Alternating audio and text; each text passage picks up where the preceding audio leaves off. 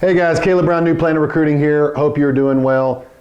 I got a call last week from a candidate. I failed the exam, the CFP exam 3 times, Caleb. What do I do? So here's what I told him. And look, kudos for going out there and just the persistence. I mean, if you want to get a lead planner, lead advisor role in an RIA, at least the clients I work with, they all pretty much want the CFP. You're going to have to get it. It's a very difficult exam. You've got to stay positive on this, and I found there's 3 reasons why people don't pass the CFP exam. Lack of preparation, and depending on who you are, it could take anywhere from 200 to 400 hours of study. Most people are in the 300-hour range. 2, you study the subjects that you already know and you enjoy, and for most people, that's usually the investments. And then the 3rd reason is more psychological or maybe even emotional, like you just get in your head. You're just like, oh man, you lose confidence and you're panicking, you're anxious, you're nervous. So those are the 3 reasons. And talking with this candidate, it seemed like there wasn't a lack of prep. You know, they weren't studying the subject, so it looked like it was number 3. And look, no one's going to hold it against you if you fail the CFP exam 1 time. I mean, it's a tough exam. A lot of firm owners out there, a lot of other people have failed it once. Fail it twice, look, maybe not ideal, but hey, we can still work with that.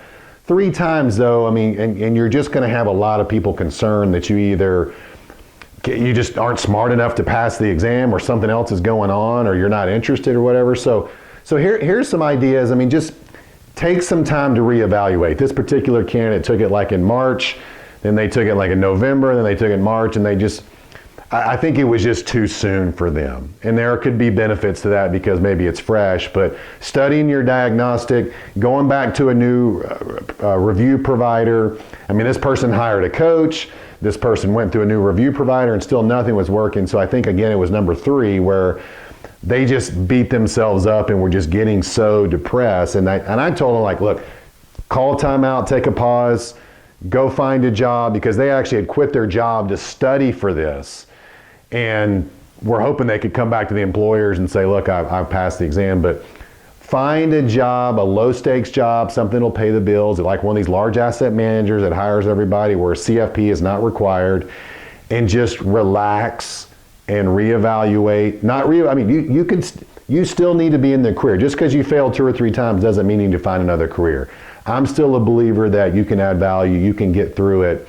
But really just contemplate and just go back and try to play the scenarios over in your head.